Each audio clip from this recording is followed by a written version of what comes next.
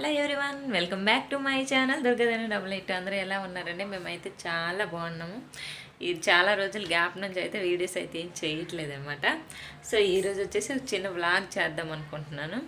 So మన channel ఎవరైనా first time చూస్తున్నట్టయితే సబ్స్క్రైబ్ చేయండి, అలాగే లైక్ చేయండి, షేర్ చేయండి, కమెంట్ కూడా చేసేయండి. మార్నింగ్ లేవగానే అయితే హెడేక్లో అనిపించింది. హెడేక్ అనిపించిందని కొంచెం చాయ్ అయితే పెట్టుకొని తాగితే బెటర్ అని చెప్పి చాయ్ పెట్టుకుందామని చూశాను. అండ్ ఎర్లీ మార్నింగ్ హెడేక్ ఎందుకు అంటే నైట్ సరిగ్గా నిద్రలేదనమాట. లక్కీ బాబు ఏడుస్తూ మధ్యలో లేచిపోయేవాడు, వాటితో పాటు నేను కూడా లేచిపోయాం కాబట్టి సరిగా నిద్ర లేదు. అందుకని కొంచెం హెడేక్లా అనిపించింది. అందుకే సాయి చేద్దాం అనుకున్నాను. అంగన్వాడీ లాస్ట్ ప్రీవియస్ వీడియోలో అంగన్వాడీ స్టాక్లో బెల్లం వచ్చిందని చెప్పాను కదా, అది చాలా రోజుల నుంచి అలాగే ఉండిపోయింది అనమాట. దాంతో అది ఓపెన్ చేసి దాంతో అయితే టీ చేసేద్దామని చూశాను. ఆ బెల్లం చూడండి ఎలా అయిపోయింది, మొత్తం ముద్దగా అయిపోయింది అనమాట. ఇంక ఓపెన్ చేయకపోతే అది కూడా పాడైపోద్దేమని చెప్పి అదే ఓపెన్ చేసి దాంతో అయితే కొంచెం చాయ్ పెట్టాను అనమాట. సో చాయ్ అయిపోయినాక నెక్స్ట్ ఒక్కొక్కటి స్టార్ట్ చేసుకుంటాను. ఈ ప్రజెంట్ అయితే చాయ్ పెట్టాను. టీ పెట్టి తాగంగానే నెక్స్ట్ ఈ బెల్లం కూడా అంత టేస్ట్ లేదండి. మీరు ఒకవేళ బెల్లం ఇది అంగన్వాడీ స్టాక్ బెల్లం ఉంటే దాంతో టీ కూడా అసలు చేసుకోవద్దు, అంత టేస్ట్గా ఏం రావట్లేదు.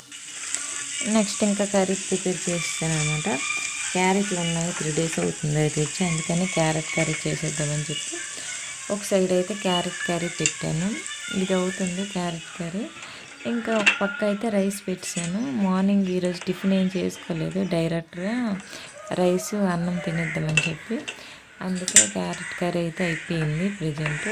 మరి సమ్మర్ కదా, ఈ టైంలో టిఫిన్స్ తింటే బాగోట్లేదు అనమాట, వేడి వచ్చేస్తుంది. అందుకని సమ్మర్లో గింజన్నం బెస్ట్ అని, పెరుగన్నం బెస్ట్ అని అన్నం తినేస్తున్నాము డైరెక్ట్గా. మరి టిఫిన్లు ఏం చేయట్లేదు అనమాట.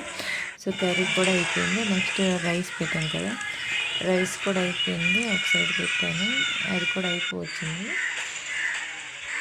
నెక్స్ట్ వచ్చేసి బట్టలు ఉన్నాయన్నమాట, వాష్ చేయలేదు. అవి అయితే ఈరోజు వాష్ చేస్తాను. వాష్ అయిపోయినాక పైకి వెళ్ళి ఆరబెట్టిద్దామని పైకి అయితే వస్తున్నాను.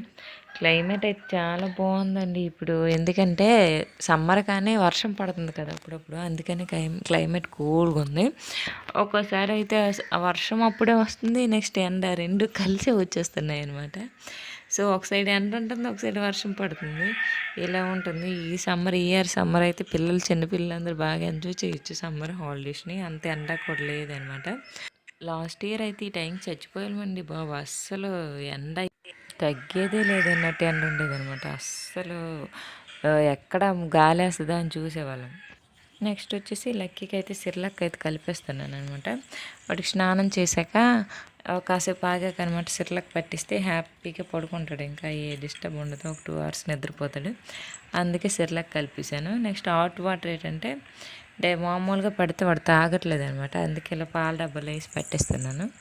మధ్యలో ఇలా పాల డబ్బాలు వేసి పట్టిస్తే నీట్గా తాగేస్తున్నాడు. డైరెక్ట్ స్పూన్తో పడితే మాత్రం తాగట్లేదు, చప్పుకుంటున్నాయి కదా బయట కూసేస్తున్నాడు. అందుకే ఇలా పాల డబ్బులు వేసి పట్టేస్తున్నాను హాట్ వాటర్. ఇంకా నెక్స్ట్ వచ్చేసి అందరికి ఇష్టమైనవేనండి మ్యాంగోస్ అనమాట. మ్యాంగో అంటే ఇష్టం లేని వారంటే ఎవరు ఉండరు కదా. సో మ్యాంగోస్ విషయంలోకి వస్తే ఇయర్ కాస్ట్ అయితే మామూలుగా లేదండి, హెవీగా ఉంది. ఇది మామిడి పళ్ళు సీజన్ కానీ అంతగా మామిడి పళ్ళు లేవన్నమాట ఇయర్లో. లాస్ట్ ఇయర్లో అయితే ఎక్కడ చూసినా మామిడి పళ్ళే ఉండేవి అనమాట, కుప్పలుగా పోగు చేసి అమ్మేసేవారు అనమాట. ఈ ఇయర్ మామిడి పళ్ళకి వెళ్తే కాస్ట్లో బీభత్సంగా ఉన్నాయన్నమాట.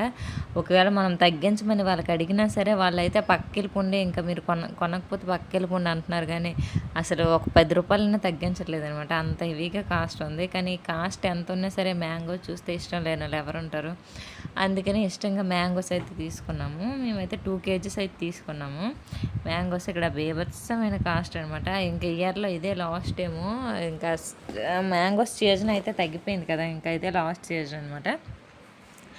ఇంకా మళ్ళీ కాస్ట్ అయినా ఏమైనా సరే మామిడి పళ్ళు చూస్తే తట్టుకోకుండా అదే నోరు ఊరుతుంటుంది, తినకుండా ఉండలేం కాబట్టి మామిడి పళ్ళు అయితే ఇవి తీసుకున్నాం. మేము 2 kgs తీసుకున్నాం ప్రజెంట్.